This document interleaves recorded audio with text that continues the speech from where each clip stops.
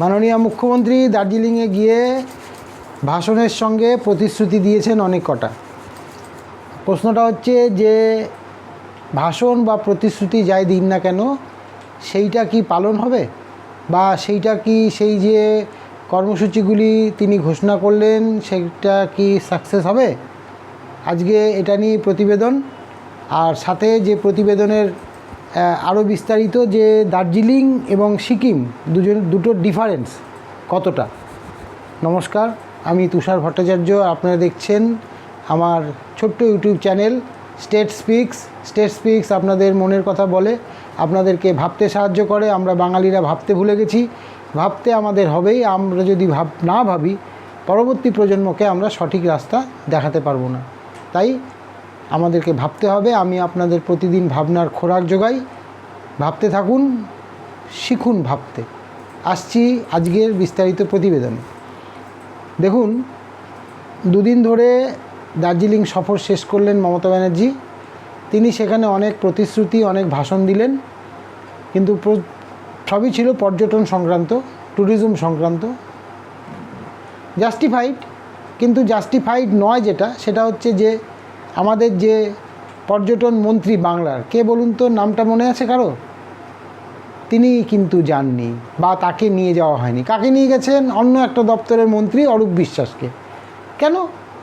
যেখানে পর্যটন নিয়ে আলোচনা পর্যটন সংক্রান্ত বা পর্যটন ডেভেলপমেন্ট সংক্রান্ত আলোচনা, সেখানে পর্যটন মন্ত্রী থাকবেন না? এটা হতে পারে? তো এই হচ্ছে আমাদের রাজ্য, যেখানে বিরোধীরা বলে যে একটাই পোস্ট, বাকি সব ল্যাম্প পোস্ট। তো এটা তো অক্ষরে অক্ষরে প্রমাণিত। সরকার নিজেই সেটা প্রমাণ করে দেয়। প্রতিটা দিন, প্রতিটা মুহূর্তে আমরা বুঝতে পারি যে সত্যি একটাই পোস্ট, বাকি সব ল্যাম্প পোস্ট। বিরোধীরা যেটা বলে সেটা সত্যিই বলে। যাই হোক, আজকে মমতা ব্যানার্জির অবদান আছে। কোন জায়গাটায় অবদান আছে?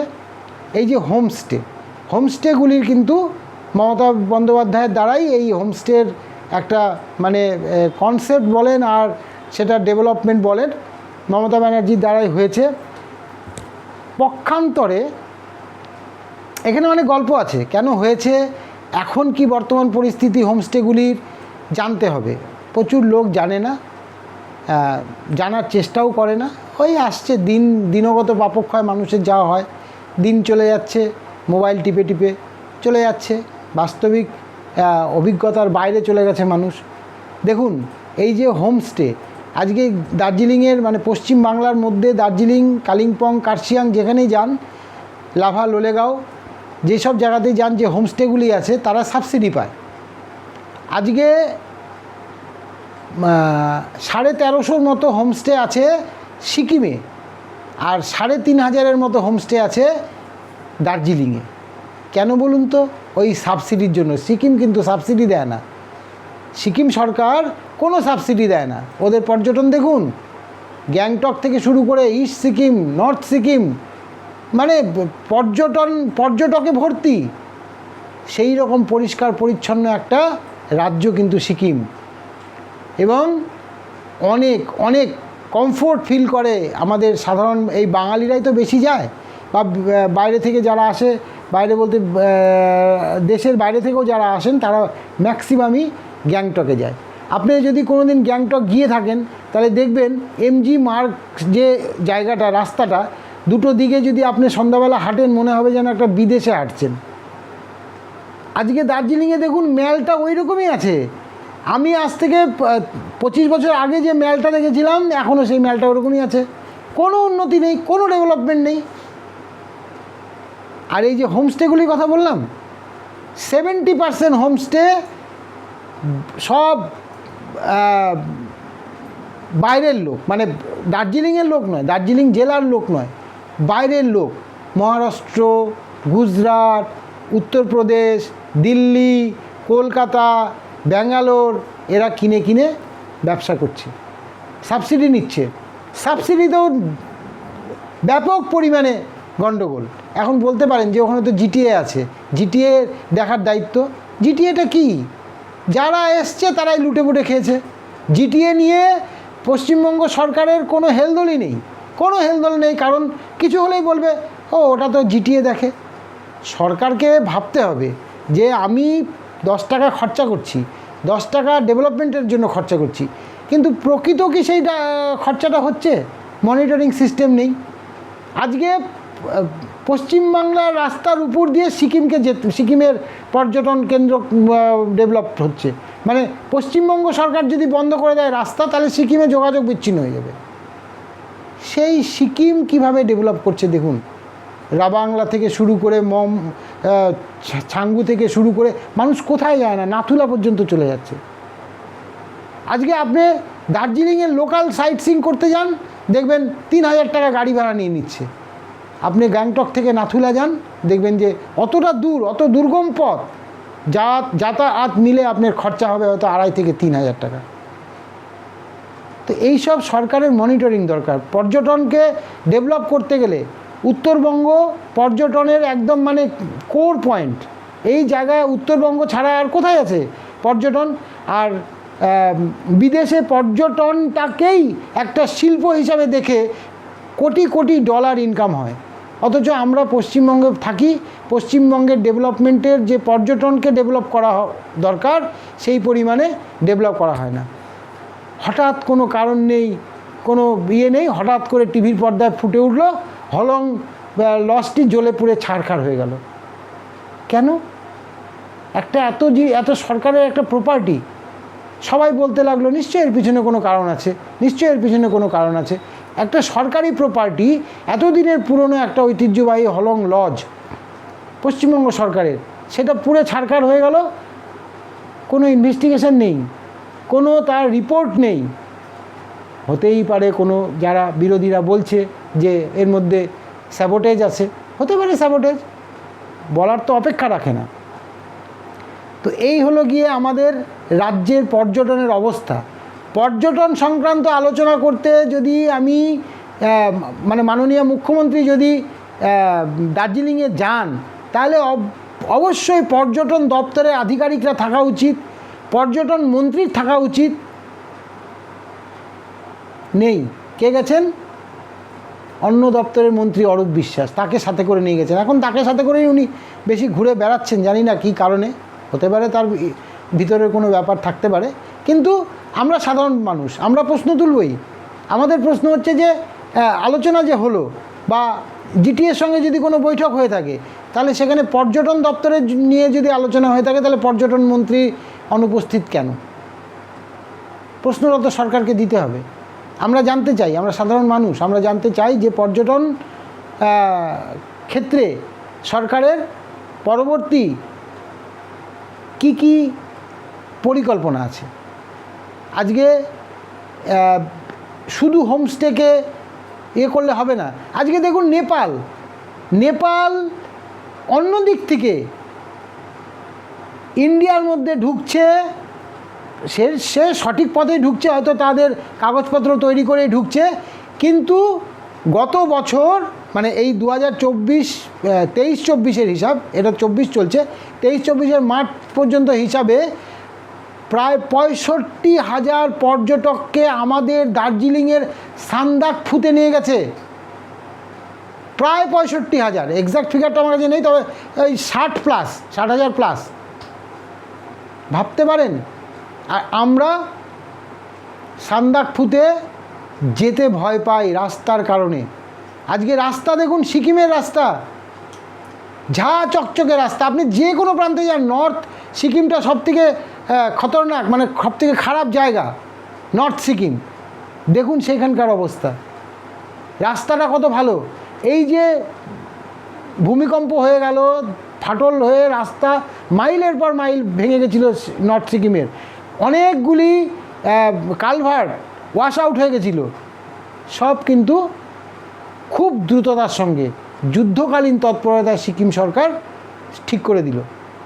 এবং কেন ঠিক করলো? কারণ সিকিম বেঁচেই আছে হচ্ছে পর্যটনের উপরে, সিকিম বেঁচেই আছে পর্যটনের উপরে। আজকে সিকিম যেসব জায়গায় যেভাবে তারা ডেভেলপ করছে, প্রথম কথা রাস্তাকে ডেভেলপ করতে হবে। আজকে আপনি দার্জিলিং যান, আপনি পাংখাবাড়ি রাস্তাটা দিয়ে যান তো দেখি, কি ভয়ঙ্কর রাস্তা, সবসময় ভয় লাগে, অ্যাক্সিডেন্টটা ওখানেই বেশি হয়।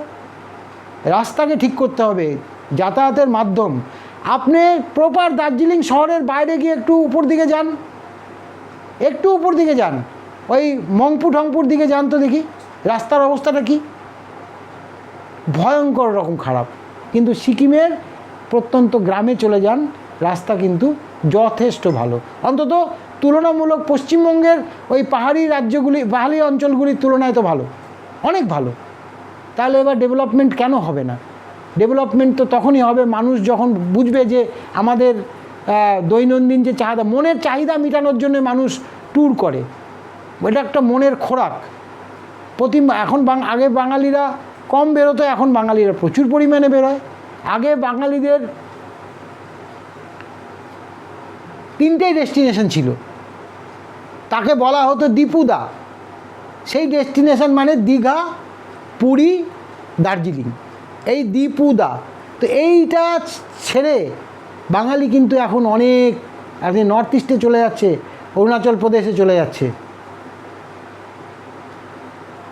মিজোরামে চলে যাচ্ছে, ওইদিকে কাশ্মীরে চলে যাচ্ছে বাঙালি, আরও অনেক দূর চলে যাচ্ছে,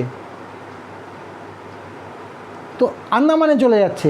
বাঙালি ঘুরতে ভালোবাসে, আর আমরা পশ্চিমবাংলা থেকে আমাদের দার্জিলিং শহরটাকে আমরা সেইভাবে এক্সপ্লোরই করতে পারি না, কারণ যোগাযোগের অভাব, অত্যন্ত খরচ সাপেক্ষ। হোমস্টেগুলিও সিকিমের তুলনায় অনেক কম, অনেক বেশি টাকা এখানে খরচা হয়। সিকিমে আপনি এখনও 700-800, খুব জোর 1000 টাকায় হোমস্টে পেয়ে যাবেন, আর এখানে শুরুই হচ্ছে 1200 টাকা থেকে হোমস্টে। খুব কম হোমস্টে আছে যারা আপনাকে 1000 টাকা সার্ভিস প্রোভাইড করছে, থাকা খাওয়া একজনের 1000 টাকা। বক্সা বলে একটা জায়গা আছে আলিপুরদুয়ারের কাছে, বক্সা, একটা বন, মানুষ এখন বনেও যায়, ভালোভাবে থাকতে চায়।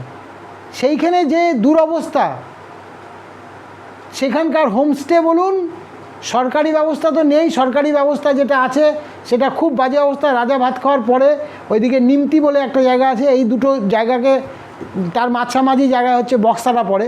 তো না নিমতি ঝোড়া এদিকটা, আর ওইদিকে রাজা ভাত খাওয়া, এর কোনো জায়গাতে খুব ভালো রকমভাবে থাকার মতো ব্যবস্থা নেই। এসব সরকারকে দেখতে হবে, এটা সরকারের সমালোচনা নয়, কিন্তু ডেভেলপমেন্টের জন্য আমরা ট্যাক্স দিই সরকারকে, আমাদেরও কিছু রাইটস থাকে, আমরা বলতে চাই সরকার যাতে ভালোভাবে চলে, সেটাও যেমন আমাদেরকে দেখা উচিত যে সরকার কীভাবে ভালোভাবে চলতে পারে। সেইভাবে সরকারকেও গাইড করা সাধারণ পাবলিক করতেই পারে, এটা সংবিধানে এটার একটা আছে যে সরকারকে জানানো যেতে পারে। সে সরকার মানবে কি মানবে না সেটা সরকারের ব্যাপার। সরকারের মানতে গেলে অর্থের প্রয়োজন আছে সরকারের কাছে, সে অর্থ আছে কি না সেটাও আমরা জানি না। কেন ওই যে সবাই বলে না, বিরোধীরা বলে না যে খেলা মেলা এসব করতে গিয়েই সরকারের সব টাকা পয়সা চলে যায়, হতে পারে হয়তো সে কারণেই সরকার হয়তো উদাসীন এসব ডেভেলপমেন্টের ব্যাপারে। এটা বিরোধীদের কথা আমরা শুনি, আমরা সেটাকে এই মাঝে মাঝে আমাদের মনে হয় যে হ্যাঁ তাই তো, ডেভেলপমেন্ট করতে পারছে না কেন। লক্ষ্মীর ভাণ্ডারের জন্যও হয়তো হতে পারে যে এত টাকা লক্ষ্মীর ভাণ্ডারে চলে যায় যে ফার্দার ডেভেলপমেন্ট করাটা সম্ভব হয়ে ওঠে না। সরকার লক্ষ্মীর ভাণ্ডার সরকারের নিজস্ব প্রকল্প। আজকে যিনি সরকারকে একটু ভেবে দেখা উচিত, যিনি এই লক্ষ্মীর ভাণ্ডারের প্রবর্তন করে দিয়ে গেলেন, সেই পিকে এখন গিয়ে কি বলছে, পিকে গিয়ে যেটা বলছে সেটা শুনে এটার বিষয়ে, লক্ষ্মীর ভাণ্ডার বিষয়ে সরকারকে বিবেচনা করা দরকার। এটা একটা চোর চারটার মানে ছিল পিকে, এখন নিজে জনসুরাজ পার্টি গড়ে নিজেকে এখন সাধু, মানে ভারতবর্ষের সাধু হিসাবে প্রতিষ্ঠিত করতে চাইছে, আর ভারতবর্ষটাকে ভিখারি বানিয়ে দিল এই বিভিন্ন স্কিমে। এতে মোদিজিরও হাত আছে। মোদিজি তাকে প্রথম ইন্ট্রোডিউস করেছিল গুজরাট ইলেকশনে, যখন যাব অবস্থা হয়েছিল তখন তাকে ইন্ট্রোডিউস করেছিল গুজরাটে। তারপর থেকে ওই নীতিশ কুমার বলেন, দেবেগৌড়া বলেন, আর ওই পাল্টিবাজ চন্দ্রবাবু নাইডু বলেন, কেউ মানে তাকে ছাড়েনি, সবাই নিয়েছে। আমাদের রাজ্যের মমতা ব্যানার্জিও নিয়েছেন। তো এবারে কয়েকশো কোটি টাকায় তিনি বিক্রি হয়েছেন, মানে কত হাজার কোটি টাকা তার কাছে আছে সে জানে না। এবার সে নতুন পার্টি করে এখন জ্ঞান দিচ্ছে যে এইসব ভিখারি স্কিম ভালো না, ভিখারি স্কিমটা করলো কে। তো যাই হোক, পিকের কথা অন্যদিন হবে।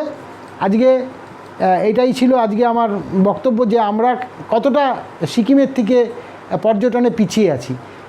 এইটা ভাবা দরকার সরকারকে। পর্যটন কিন্তু একটা ভালো মাধ্যম সরকারের আয়ের। শুধু ওই ওয়াইন শপ খুলে চারিদিকে লোককে মদ বিক্রি করে টাকা ইনকাম করার থেকে পর্যটনের মাধ্যমে ইনকামটা মনে হয় অনেক বেশি করা যায়। আর মদ বিক্রি করে সোসাইটির ক্ষয় করে সোসাইটিকে একটা ড্রাস্টিক সিচুয়েশনে ফেলে দেওয়ার থেকে ওই টাকা ডেভেলপমেন্টের, ট্যুরিজম ডেভেলপমেন্টে খরচ করা দরকার। এখন দেখুন অনেক ট্যুরিজম, আপনাদের এই পশ্চিমবঙ্গেরও West Bengal tourism development corporation আছে, তাদের যে কি মানে অ্যাক্টিভিটিস কিছুই শোনা যায় না। ওই দীঘার কাছে মন্দারমণি একটা আছে, মন্দারমণিতেও সেই একই অবস্থা। প্রচুর পর্যটনের ভিডিও ফুটেজ আমরা দেখতে পাই, তারা অনেক অনেক অনেক প্রবলেম তারা জানায়, শিকায়েত করে। তো ওই আর কি, প্রবলেমে পড়লে মানুষ তো শিকায়েত করবেই, স্বাভাবিক। তো আমি এটা বলছি না যে 100% সরকারকে সফল হতে হবে, সফল করে দেখাতে হবে, কিন্তু মানুষের মানে খুব মিনিমাম চাহিদা থাকে। ঘুরতে গিয়ে মানুষ পয়সা খরচা করে এবং চাহিদাটাও কম থাকে। একটু ভালো মতো সাইটটা দেখতে পারে, তার জন্য রাস্তাটাকে ভালো করা দরকার, সিকিউরিটি অ্যারেঞ্জমেন্টটা ভালো থাকা দরকার। যেমন এই লাটাগুড়ি ফাটাগুড়ির দিকে তো খুব বাজে অবস্থা, সিচুয়েশান খুব খারাপ। গরুমারা, গরুবাথান, এই যে জায়গাগুলি, এই সব জায়গাতে খুবই মানে চোরচাট্টার আড্ডা, নেশাগ্রস্ত লোক, তারাও সাধারণ পর্যটকদের উপরে হামলা চালায়, এরকম মাঝে মাঝেই শোনা যায়। তো এই সিকিউরিটিটা একটু ভালো শক্তপোক্ত করা দরকার যেখানে যেখানে ভালো। এইটার দিক থেকে আবার পাহাড়টা কিন্তু ভালো, পাহাড়টা অনেকটাই নিশ্চিন্তভাবে মানুষ ঘুরতে পারে, কারণ পাহাড়ে মানুষরা কিন্তু অনেকটা নরম হৃদয়ের হয়। এটা আমি আমার এই এত বয়সে আমি প্রায় সারা ভারতবর্ষের প্রচুর জায়গা ঘুরে ফেলেছি। তো সেক্ষেত্রে আমি যতটুকু জেনেছি বা বুঝেছি যে পাহাড়ি লোকরা কিন্তু একটু নরম মনের হয়। তারা ওরকম মানে ওই উৎপটাং কোনো পর্যটকের উপরে হামলা টামলা চালায় না বা করে না, সে খুব রেয়ার কেস না বললেই চলে। কিন্তু সমতলে কিন্তু এই জিনিসটা আছে। তো এই সব সরকারকে শুধু এইসবে একটু দেখা, যাতে হোমস্টেগুলি তাদের যে রিকোয়ারমেন্ট, সেই রিকোয়ারমেন্টটা ফুলফিল করছে, আর রাস্তাঘাটটা ভালো করা, সিকিউরিটি অ্যারেঞ্জমেন্ট করা, পর্যটনটা স্বচ্ছ পর্যটন থাকে, মানে জায়গাটা যেন নোংরা টোংরা না থাকে, সুন্দরভাবে একটু ইয়ে করা, পরিষ্কার পরিচ্ছন্ন রাখা। মানুষ এটাই চায়, তাতেই মানুষ খুশি হয়। নিজের পয়সা খরচ করে যায় তো সেরকম মানে ইয়ে করতে পারে না। আমরা অনেক জায়গায় দেখেছি, আমি পুরীর সি বিচও দেখেছি, দীঘার সি বিচও দেখেছি, দুটোর মধ্যে অনেক অনেক হেল। এখানে আমি সে প্রসঙ্গে যাব না। তো হেল অ্যান্ড হ্যাভেন ডিফারেন্স আছে। এখানে অনেক কিছু করেও, দীঘাতে অনেক কিছু করেও কিছু করা যায় না, কিন্তু পুরীতে কিছু করতে হয় না, কিন্তু অনেক কিছু করা যায়। ওখানে কিছুই করতে হয় না সরকারের তরফ থেকে। এখানে যেমন বাঁধ করে দেওয়া আছে, ডিভাইডার করে দেওয়া আছে, যাতে ব্রেক থ্রু করে যায় ঢেউগুলি, ওখানে কিন্তু সেটা নেই। ঢেউ আসছে, মানুষ ভাসছে, সব কিছু চলছে। কিন্তু তার মধ্যেও একটা আলাদা আনন্দ আছে, যেটা দীঘাতে মানুষের কম। কারণ দীঘাতে প্রায় দিনই শোনা যায় এর গলার সোনার চেন ছিনতাই হয়ে গেছে, ওর কানের সোনার রিং ছিনতাই হয়ে গেছে, অমুকের এই হয়েছে, তমুকের ওই হয়েছে, একে হাত ধরে টেনে নিয়ে গেছে, ওকে জলের মধ্যে নামিয়ে নিয়ে গেছে। তো এটা কাম্য না। একটা পর্যটন এলাকায় সরকারের এই জায়গাটায় দৃষ্টি দেওয়া দরকার, যে নিরাপত্তাটা, বিশেষ করে মহিলাদের নিরাপত্তাটা যেন নিশ্চিত থাকে। এবং তার জন্য যদি কোনো টাস্ক ফোর্স গঠন করতে হয়, সেটাও করবে সরকার। ডেভেলপমেন্টে যদি আমার ডেভেলপমেন্ট করার পরে যদি আমার আর্ন হয়, আমি যদি আর্ন করতে পারি, তার জন্য আমি খরচা করতে রাজি আছি। এটাই তো বিজনেসের ট্যাকটিক্স। গভর্নমেন্টও তো বিজনেস করছে।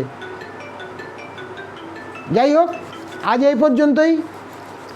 ভাববেন সবাই, আমি যে ধরনের পর্যটন নিয়ে আজকে কথা বললাম, সিকিম এবং দুটোর ডিফারেন্সটা বললাম, যে কেন সিকিম অনেক উন্নত হয়ে গেছে এই রাস্তাঘাটের জন্য, সিকিউরিটির জন্য, পরিষ্কার পরিচ্ছন্নতার জন্য।